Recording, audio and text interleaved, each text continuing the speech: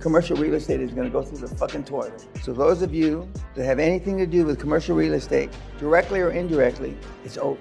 Of course, I told you don't do real estate with your deals, right? How many times did I fucking say that? And then it's the first domino to fall, the first few dominoes to fall are commercial real estate. And then it gets down to your little chicken shit houses you live in, the fucking, outhouses. It's all gone. And some of you are still trying to do deals with real estate. I don't know why, but if it was publicized that commercial real estate value in New York City, Manhattan, has gone down 15 of the last 16 quarters in value. 15 of the last 16. If the people in the world or in the United States knew that there are 75 Empire State Buildings equivalent in property empty in Manhattan. 75 Empire State Buildings empty. Empty!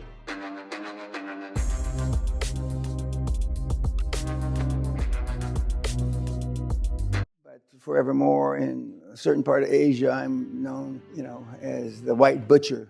But if you want to get there, Hall of Fame, or you even want to have a reasonable facsimile, everybody in this room has got to toughen up. Not just this room, everybody in every room I've ever spoken in front of. You just have to. Well, you don't have to do shit. But I mean, if you say your goal's over here and you're Attila the Hun or Genghis Khan or somebody, and you realize you're going to have tens of thousands, if not hundreds of thousands casualties, collateral damage. Now, I told you all this in the beginning, but you hear what you only want to hear. I have a Norwegian lawyer, I was about to call him a doctor. I was really going to insult him. I have a Norwegian lawyer, bright as anything, that when he's representing you in the trial, he's vicious. But when he's dealing with his sick mother, his relatives, his employees, he's a pussycat. This is the beginning of a second phase of your life. I'm going to pass out the thumb drive in due course. And in due course in Britain, or especially Scotland, means sometime between now and never. Because even though mañana was supposedly invented by the Spaniards, passed on to the Mexicans, it was started here in Scotland. Mañana meaning tomorrow. Nobody's in a hurry to do a goddamn thing. And some of you that were in classes that had some superstars. And I've written about almost all of them, except maybe one who has asked me not to publicize his name or his accomplishments. But other than that, you've seen. And some of you have thought to yourself, if you have a half a brain, fuck, that guy was a dipshit. That guy was nothing. That guy wasn't the sweat off my balls, etc., etc. Yet, ergo, they've done, a bunch of deals. Some of you were in the class with, maybe just one of you was in the class with TK, from Mesa, Arizona, which Mesa, Arizona is one of the 3 shitholes. If you're going to have an enema in the world, that's one of the places you stick the pipe. I ran a very successful business from there in the last century. And for those of you that are in and around Arizona, you know what I'm talking about. They didn't have signs when you drove in the city. It says, welcome to Mesa. I don't know if they have signs now. Or it's still just a blip on the map. And he did $348 million in 11 months after the seminar. $348 million. He's not the best I have, but he's certainly one of the best, no doubt about it. And he sat, I believe, this is pre-corona, so the tables were closer, but he sat right about there. And and on the YouTubes that he's done, and he came back as Dr. Robinson's doing right now. And he said, Mr. Peña called me this or that, lazy ass, a Mexican half-breed, blah, blah, blah, which is all true. I did all those things. And he went out and did $348 million. Now that's humping. Any questions, not any comments about, apparently all of you have put in your homework. I just checked. I got to recheck that. That's unusual that everybody did, but I'm surprisingly happy. Comments about the movie last night? Yes, sir.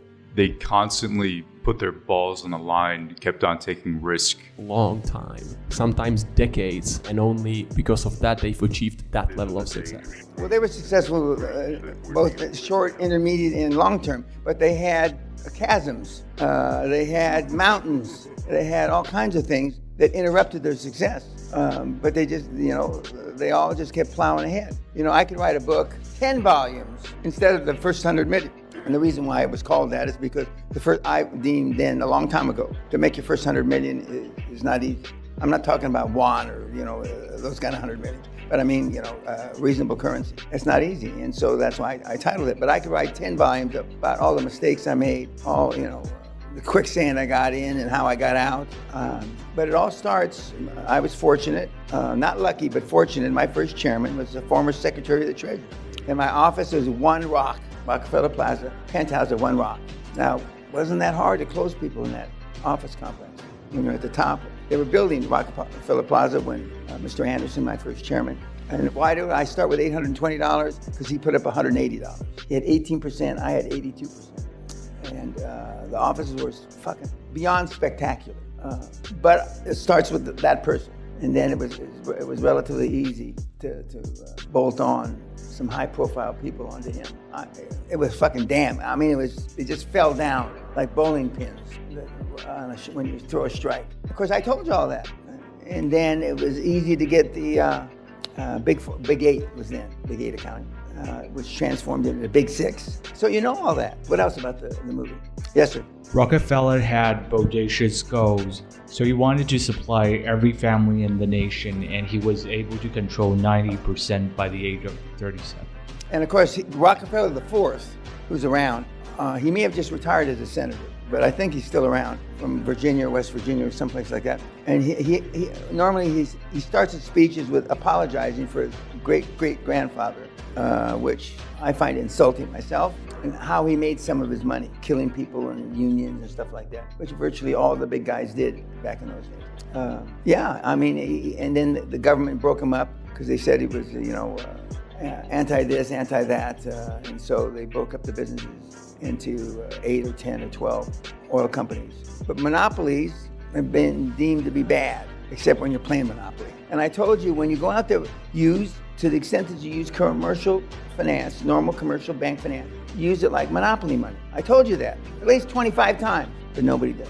Because if you use it like Monopoly money, the money that you ultimately use from, or if you do use from commercial finance, you'll make better decisions because you won't be afraid. Whether you pay $500 or $1,500 for Park Place in Monopoly, it doesn't make a goddamn bit of difference, does it?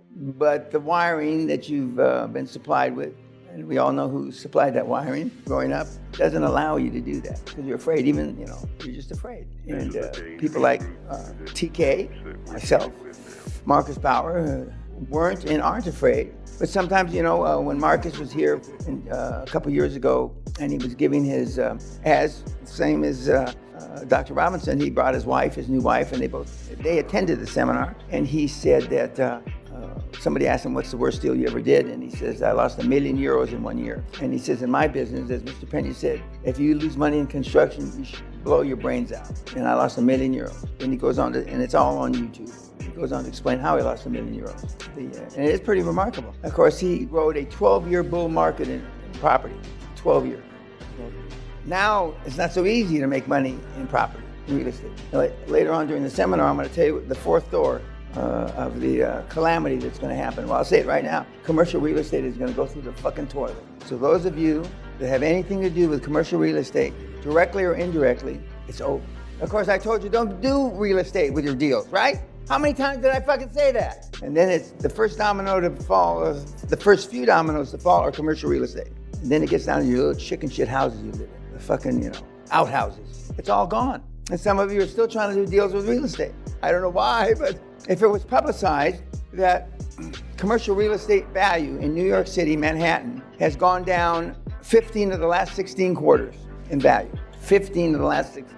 If the people in the world or in the United States knew that there are 75 Empire State Buildings equivalent in property empty in Manhattan. 75 Empire State Buildings empty. Empty! Because the Middle Easterners aren't propping up the prices anymore, which I said 5, 7, 10 years ago. And of course they don't want to publish that because it'll be even more of a self-fulfilling prophecy.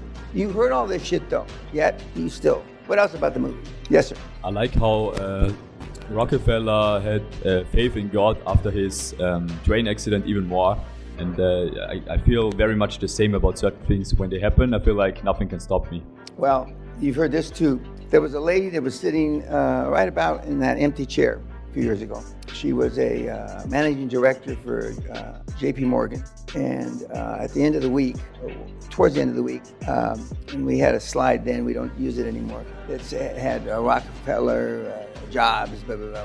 Which one of those icons do you relate the most to? So we're going through this. And now I know your opinion's not worth a shit, so I don't ask the question. But we went through everybody, and she was about the last one. And she says, I relate, and how many traits of the 10 traits of the successful people do you think that you relate the most to? And she said Steve Jobs. Now, I don't remember this, but they say I flew to the table to choke her. I remember choking her, but I don't remember flying there like in the TV series, The Flash. How fucking delusional. What the fuck are you, I mean, what kind of drugs are you taking? And having known Steve myself, and arguably one of the last guys I ever seen him alive, and some of you think that.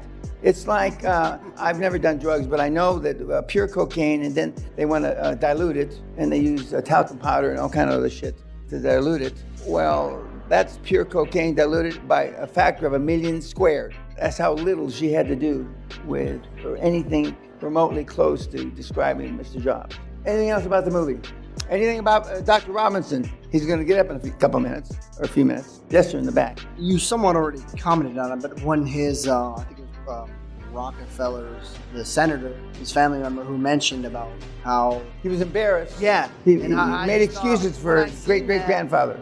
I couldn't believe that he would say, because if he would have done what he thinks he should have done, he would have never got to where he was. Exactly. And if he was surrounded by family members like that then... Yeah, well, the family members then, because I've read a lot about the various icons that the millennials don't look up to those guys unless you happen to be coincidentally part of the QLA program. They don't look up to. I mean, you can't. When I taught university, which was almost 30 years ago, I mean, you couldn't find a guy in the students that looked up to Rockefeller or Jobs. Wasn't a hot shit then 30 years ago. They didn't. Even then, 30 years ago. So God knows what they say about the poor guys. God rest their souls in hell, most of them. Those aren't, they don't look about like the series is The Men That Made America, right? Which is an old series, it's not new. The kids today don't think that they were detrimental to mankind. They were detrimental to the growth of Homo sapien today. And, you know, I revere a lot of them, one especially, obviously, not so obvious as Andrew Carnegie. But you're right, the family then, there's a thing on series TV here in Britain called Gilded Age. And it's about a rich family towards the end of the 20th century, 1895 leading up to 1900, where everybody kept your mouth shut. If you weren't talked to, you kept silent. That's how I was raised. We're not interested in your opinions, Dan. When you've done something with your life, the implicit in that is that when you've done something with your life, we're interested in what the fuck you got to say. Maybe. And that's why when I was 7 or 8 or 9, I was always talking shit. Just like Muhammad Ali, who used to be Cassius Clay, said, I'm the greatest, and a few other super athletes that said, I'm the greatest, before they were the greatest. I played in a golf tournament with Michael Jordan decades ago when he was a senior in college. And more polite, I mean, 40 years ago I wasn't old, but I mean, you know, when you're playing golf and you hit the ball off the tee flies someplace, right? Well, he was picking up my tee, you know, but he was talking shit then. None of you people have ever talked shit in your lives. Shit meaning, I'm the greatest, fuck you. I've been saying that since I'm 7 or 8 years old. And then finally, sooner than later, and it was later for me, I didn't become a rock star until I was in my 30s. And I certainly had nothing to brag about early in my life. There's nothing wrong with flapping your mouth. Some of you, as I said in the original seminar, wouldn't say shit if it was in your mouth. We know why.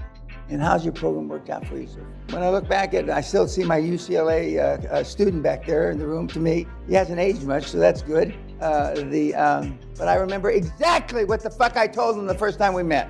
This is your 3rd time, right? Yes. He's shaking his head yes. 2 or 3 others, Mr. Manchester back here, because unfortunately, not just you, but you're here so I can beat you in person, but virtually everybody thinks there's a secret sauce.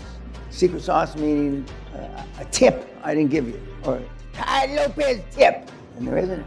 The only difference is, I used to say 2,000 cold calls to be a millionaire, now it's 1,400 cold calls. And the 1,400 cold calls is not just because of this one thing, but generations have gotten very much more adept at using the internet and Zoom fuck, instead of shoe leather. I'm not recommending that, but I'm just saying that the kids have, figured out. And Zoom calls and Zoom board meetings and Zoom interviews, et cetera, have become commonplace. and we can thank Corona for that.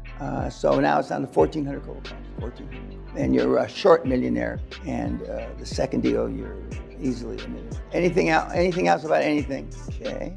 This has changed. It'll take 10 or 20 years for you and the public to wake up that this has changed the world. You still don't get it because you can't say this.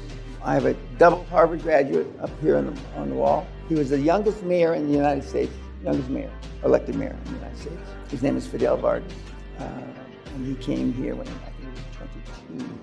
And he said, graduation night, amongst several other times, Dan says things, Mr. Peña says things that it's hard for us to dare to even think of. And I blurt him out, which is pretty accurate. Now he, with all his faults, has validated. I didn't need him for fucking validation. I've been around 5 presidents, all swore like drunken sailors. He's made it okay. Everybody in this room still suffers from this, even with Dr. Robinson's success. Back.